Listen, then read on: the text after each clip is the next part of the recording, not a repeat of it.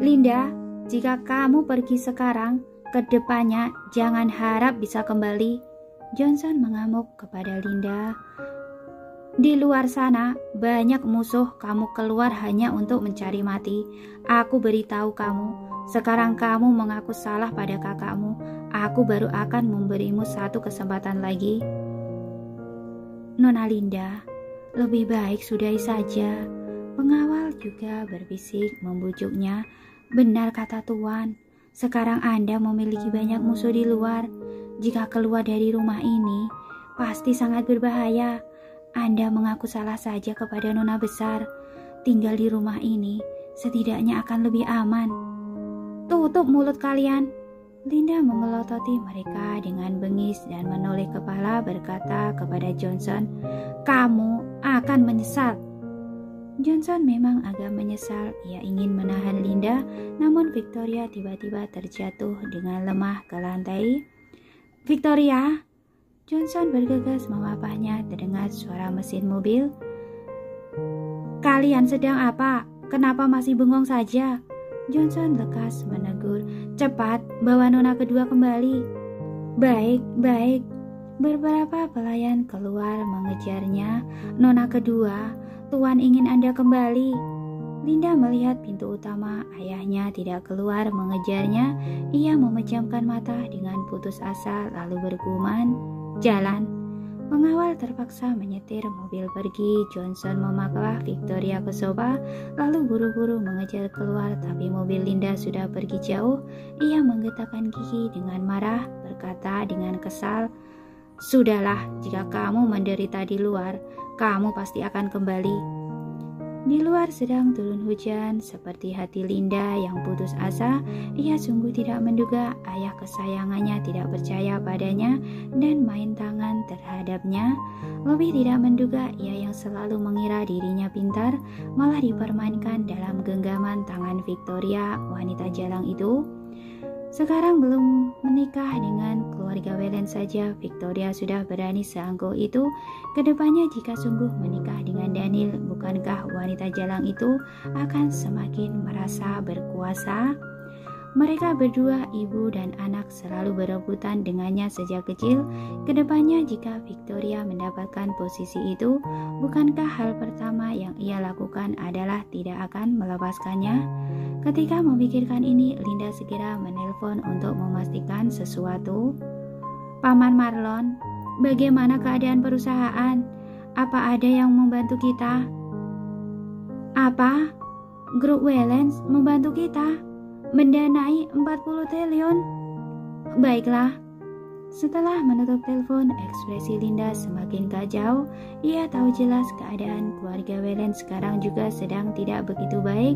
Di luar ada grup Moore yang menargeti mereka. Di dalam ada Devina yang ingin merebut kekuasaan. Daniel sudah tidak punya banyak dana lagi. Di situasi ini pun ia masih mengeluarkan 40 triliun untuk membantu grup Hilton. Dapat dilihat ia sungguh telah tertekan dan bersiap menikahi Victoria. Meskipun itu hanya rencananya dalam menunda waktu, sudah cukup membuat si Victoria jalang itu bersikap arogan untuk sementara waktu. Hingga waktunya nanti jika Victoria ingin membunuh dirinya, maka itu akan semudah membalikkan tangan. Sekarang masih belum, mulai saja ia sudah mencelakainya, diusir oleh ayahnya keluar. Jika tidak ada perlindungan dari keluarga Hilton, semua orang yang disinggung olehnya akan mencarinya untuk balas dendam, terutama Tracy Moore itu. Dengar-dengar ia hilang ingatan, jadi belum bertindak sekarang. Jika suatu hari ia teringat kejadian 2 tahun lalu, ia pasti akan mencabik-cabik dirinya. Ketika mengingat ini, bulu kuduk Linda berdiri. Tidak bisa duduk menunggu saja. Sekarang satu-satunya orang yang dapat ia cari adalah Devina Wellens. Bagaimanapun juga dirinya pernah membantu Devina. Sekarang terjadi sesuatu dengannya, seharusnya Devina akan melindunginya. Tetapi hari ini ia mendengar kabar bahwa Devina malah mengirim orang untuk menculik 3 anak Daniel dan membunuh keluarga Wellens. Keluarganya sendiri saja berani dibunuh, apalagi bijak catur sepertinya. Takutnya sebelum ia mencari Devina, dirinya sudah terbunuh duluan. Bukankah hari ini ia pulang ke rumah karena itu? Tapi jika tidak mencari Devina, ia harus mencari siapa lagi? Ketika sedang merenung, Linda mencoba menelpon Daniel. Tepat di saat ini beberapa mobil bermodifikasi hitam menabrak mobil mereka dengan ganas dari belakang. Linda menoleh kepala, melihat dan berteriak dengan terkejut, "Orang-orang Devina Waylands, cepat lari!" Sekarang Linda tidak memiliki apa-apa. Ternyata tersisa 2 orang pengawal, tapi kualifikasi 2 pengawal itu bisa-bisa saja. Mereka sama sekali tidak bisa mengalahkan orang-orang Devina. Mobilnya terus ditabrak oleh mereka hingga laju ke tepi jembatan. Jika ditabrak sekali lagi, mereka akan masuk ke sungai dan pecah menjadi kepingan. Linda berteriak putus asa, "Devina Waylands, wanita jalang! Dasar wanita beracun!" Pas di momen kritis ini, sebuah mobil SUV melaju kemari dan menabrak mobil bermodifikasi hitam itu. Mobil itu hampir jatuh ke jembatan. Untungnya mereka berhasil melompat keluar dan melarikan diri dengan cepat. Kedua tangan Linda memegang pegangan tangan di mobil. Ia gugup, jantungnya berdetak dengan keras. Ia ketakutan hingga wajahnya memucat, jantungnya hampir melompat keluar. Kedua pengawal itu ketakutan, benar-benar gemetar. Di saat ini ada orang yang mengetuk jendela mobil. Linda melihatnya dan lekas membuka pintu. "Thomas, kamu?" "Nona Linda, Tuan Daniel mengirimku untuk menyelamatkanmu," Thomas berkata dengan acuh tak acuh. "Biar aku beritahu dulu. Tuan Daniel sudah tahu dalang dibalik insiden 2 tahun lalu adalah Devina. Wanita itu menyuruhmu ke Thailand untuk membunuh Nona Tracy. Sekarang ia perlu kamu menjadi saksi mahkota dan menyediakan segala bukti. Jika kamu bersedia, maka ikut denganku. Jika tidak, anggap saja kamu tidak pernah mendengarkanku." Linda tentu saja tahu apa yang dimaksud dengan saksi mahkota ini. Ia harus membantu Daniel mengekspos Devina di saat bersamaan. Kejahatan yang ia lakukan dulu juga tidak bisa lepas dari hukuman. Dengan kata lain, ia harus menjalani hidup di penjara selama sisa hidupnya. Ia tidak ingin di penjara, tetapi jika ia tidak menjadi saksi mahkota dan tidak bekerja sama dengan Daniel, bukankah ia akan segera kehilangan nyawanya? "Setujuilah Nona kedua," pengawal membujuknya dengan cemas. "Selama masih hidup, maka akan ada harapan. Segalanya dapat dimulai dari awal. Jika sekarang mati, maka tidak ada kesempatan tersisa lagi." Negara Thailand tidak ada aturan hukuman mati. Kejahatan yang kamu lakukan dulu mungkin hanya akan dipenjara belasan tahun. Nanti kami akan mencari cara untuk meringankan hukuman. Pokoknya itu lebih baik daripada mati dicelakai orang sekarang. Pengawal lainnya juga membujuknya. "Benar kata kalian." Linda sudah tidak memikirkan banyak hal lagi. Sekarang ia harus melindungi nyawanya dulu. "Baiklah, aku setuju. Ini baru benar." Thomas memberi isyarat tangan. Hartono segera menjemput Linda dan 2 pengawal lainnya ke mobil mereka. Setelah naik mobil, Linda tiba-tiba teringat satu hal penting. Ia lekas bertanya, "Daniel sama sekali tidak berencana menikahi Victoria, kan? Hari ini dia ke rumahku hanya agar aku melihatnya. Juga sekalian menjelaskan kepada Tuan Johnson memutuskan hubungan." Thomas menambahkan, "Aku paham." Linda paham. Daniel sengaja membocorkan informasi kepadaku, sengaja pergi ke rumahku, sengaja bertemu denganku, sengaja agar aku mengira ia akan menikahi Victoria. Ia tahu aku pasti main tangan dengan Victoria dan tahu ayahku pasti melindungi Victoria lalu mengusirku keluar. Dengan begitu, orang Devina baru ada kesempatan untuk membunuhku. Kemudian kalian muncul menyelamatkanku, sedangkan aku akan dengan sukarela menjadi saksi mahkota. Kamu sangat pintar, Thomas meliriknya dari kaca spion belakang. Yang pintar adalah Daniel. Linda menertawakan dirinya sendiri. Jelas-jelas ia tidak melakukan apa-apa, malah semua berada dalam kendalinya. Tuan Daniel hanya ingin kamu mengetahui kenyataan. Thomas berkata dengan acuh tak acuh, ini adalah hal baik bagimu. Benar, ini adalah hal baik. Linda tersenyum pahit. Jika tidak ada dia, aku akan mengira ayah paling menyayangiku. Aku bahkan mengira entah apa yang kulakukan, aku tetap akan menjadi nona kedua Hilton yang terhormat.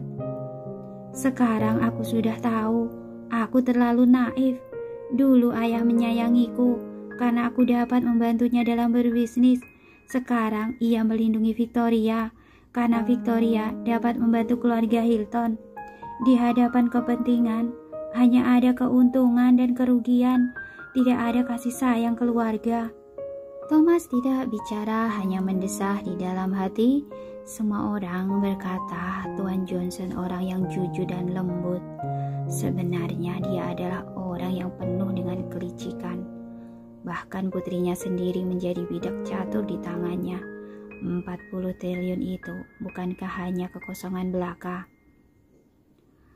Akhirnya Linda paham. Berdiri di antara keluarga Wellens dan keluarga Moore dan juga Davina Wellens itu, di antara mereka bertiga, pada akhirnya keluarga Hilton tetap akan hancur. Jadi kembali pada Tuan Daniel adalah akhir terbaikmu, bujuk Thomas. Benar. Tiba-tiba ada cahaya rumit di dalam matanya. Ia menutup mata sambil berkata pada Thomas, ada hal yang ingin kukatakan langsung pada Daniel. Baik. Thomas menelpon nomor Daniel dengan cepat. Telepon itu tersambung. Halo. Tuan Daniel, ada yang ingin dibicarakan Nona Linda padamu. Thomas membuka mode pengeras suara dan memberikan ponsel pada Linda. Daniel, Linda berbicara dengan serius menghadap ke telepon itu. Aku bisa memberimu segala bukti Davina yang menyuruhku membunuh Tracy dan juga bersedia menjadi saksi mahkota di pengadilan. Tapi, aku punya satu syarat. Kamu harus menyetujuiku secara langsung. Katakanlah. Daniel sangat tenang. Aku ingin kamu membantuku. Linda berkata dengan sepatah kata, jika suatu hari Tracy mencariku untuk balas dendam, kamu harus menjamin keselamatanku. Ketika mendengar ucapan ini, Thomas tertegun. Ia mendesah di dalam hati. Walaupun Linda orang yang keras, namun ia sangat cerdik. Ia mengetahui banyak hal. Selain itu, ia sangat tahu jelas keadaannya sendiri. Oleh karena itu, ia begitu handal. Di saat bersamaan, ia juga sangat tahu ancaman terbesar bagi dirinya bukanlah Davina, melainkan Tracy. Jadi dia ingin Daniel berjanji kepadanya. Daniel yang berada di seberang telepon terdiam. Sebenarnya sejak awal dia dapat menggunakan cara ini memaksa Linda menyerahkan bukti dan melaporkan kejahatan Davina. Tetapi ia tidak pernah menggunakannya karena ia tahu Linda pasti menggunakan janji sebagai pertukaran syarat. Sedangkan jika ia setuju, kesalahpahamannya yang tak terselesaikan di antaranya dengan Tracy akan semakin banyak. Jadi ia tidak ingin berbuat demikian. Namun sekarang keadaan memaksa. Di dalam dan di luar keluarga Wellens dipenuhi musuh. Ia mau tak mau mengambil langkah ini. Aku hanya punya satu permintaan ini. Linda menjadi lebih tenang. Jika kamu tidak menjamin keselamatanku, untuk apa aku menjadi saksi mahkota? Toh pada akhirnya aku pasti dibunuh oleh Tracy. Kenapa aku harus mendekam di penjara dulu? Aku sudah dengar Tracy yang sekarang tidak lebih lemah daripada Davina. Jika dia datang mencariku balas dendam, bukankah aku akan mati lebih cepat? Jika begitu, lebih baik aku melarikan diri ke luar negeri. Mungkin lebih ada peluang hidup. Baik, aku berjanji. Daniel akhirnya bicara, tapi aku hanya menjamin selama 1 tahun. Setelah masalah Devina selesai, aku akan menjamin keselamatanmu dalam 1 tahun. Nanti aku akan memberimu uang dan menjauhlah sejauh mungkin. Jika kamu ditangkap oleh Tracy lagi, aku tidak akan membantumu lagi. Baik, sepakat. Linda sangat antusias di dalam hati. Ia tahu jelas tidak ada yang dapat melindunginya seumur hidup. Daniel berkata demikian adalah janjinya sebagai seorang pria. Setelah masalah Devina selesai, mungkin keluarga Moore dan keluarga Wellens juga akan berselisih.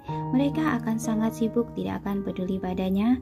Lalu dalam perlindungan Daniel, ia akan melarikan diri dari kota Bunaken, melarikan diri ke tempat di mana tidak ada orang yang mengenalnya, lalu memulai kehidupan baru. Jaga dirimu baik-baik. Daniel menutup telepon. Thomas mengantarkan Linda ke villa di pinggiran kota. Setelah mengurusi Linda dan kedua pengawalnya, ia berpesan, "Di sini ada pelayan yang akan melayani kalian. Jika di sekeliling juga ada pengawal yang akan melindungi kalian. Selama kalian tidak berkeliaran, maka di sini akan sangat aman. Tunggu waktu yang tepat, aku baru datang menjemput kalian." Baiklah. Linda melihat rumah itu tak buruk. Sekarang aku terluka, panggil Lily kemari mengobatiku. Lily sedang menjaga tuan besar. Besok akan ada dokter dan perawat yang datang merawatmu. Tetapi sebelumnya, kamu harus menyerahkan buktimu dulu. Thomas sangat tegas, tidak ada toleransi. Linda tahu dirinya sekarang sudah tak ada pilihan. Ia berkata sambil mengenyitkan kening, "Beri aku laptop." Thomas memberi kode mata. Kartono lekas mengeluarkan laptop.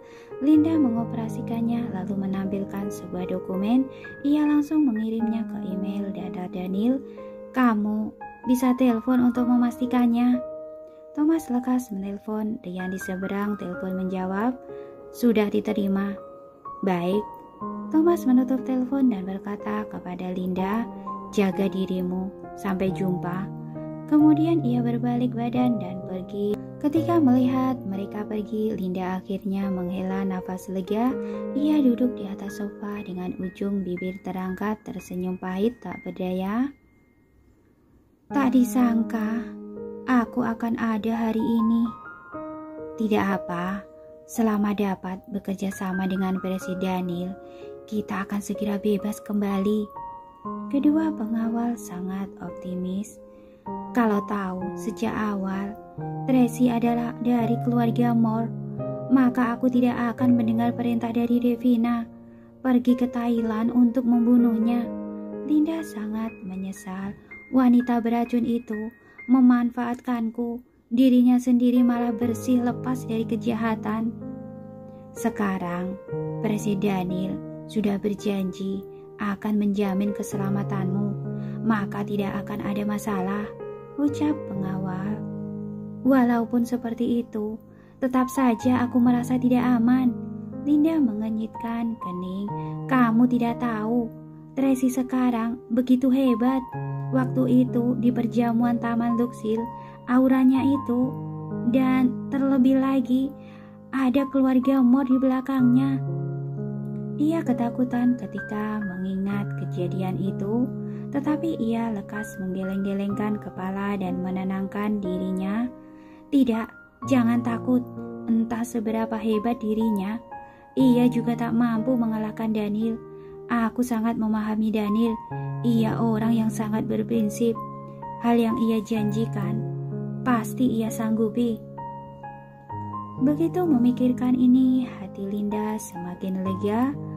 Villa Bukit sisi utara. Setelah selesai memeriksa ketiga anak, para dokter anak terkenal berkata kepada Tracy dengan serius, "Tuan muda Carlos baik-baik saja. Ia hanya sedikit demam. Tuan muda Carlos dan Tuan Putri Carla demam tinggi. Mereka harus segera ke rumah sakit. Cepat siapkan mobil." Tracy lekas mendesak. "Baik." Paula mengatur sebuah mobil Rolls-Royce limousine lalu menggendong ketiga anak ke mobil. Di dalam mobil beberapa dokter anak memberi saran. Rumah sakit anak terbaik di kota Bunaken adalah rumah sakit Kasih. Aku sarankan kalian ke sana. Baik, pergi rumah sakit Kasih, perintah Tracy tanpa berpikir. Baik, tak lama kemudian rombongan mobil itu tiba di rumah sakit Kasih. Orang-orang rumah sakit tidak mengenal mereka, terlebih lagi sekarang sudah pukul 1:30 subuh.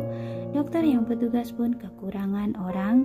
Ketika Tracy dan yang lainnya turun dari mobil, mereka buru-buru masuk ke dalam rumah sakit dan tidak ada yang melayani mereka. Para dokter anak itu lekas menghubungi Lily. Tracy baru saja ingin marah, Lily sudah membawa orang-orangnya kemari dan berseru memanggilnya dari jauh. Nona Tracy. Tracy menoleh kepala dengan spontan. Ia tertegun ketika melihat Lily. Wajah orang ini sangat familiar. Ia yakin dulu ia mengenal wanita ini, hanya saja ia tidak ingat siapa orang ini. Aku Lily. Lily sangat berantusias. Anda tidak ingat aku? Dokter Lily, ini rumah sakitmu. Naomi mengenali Lily saat di Taman Luxil. Lily banyak membantu Tracy ketika penyakit lamanya kambuh. Hanya saja saat itu Tracy tidak sadarkan diri jadi tidak melihat Lily. Iya, Lily menganggukkan kepala. Aku menerima telepon dari rumah sakit. Aku menebak pasti kalian yang datang, jadi bergegas kemari. Ada apa ini? Siapa yang sakit? Tuan muda dan tuan putri kami.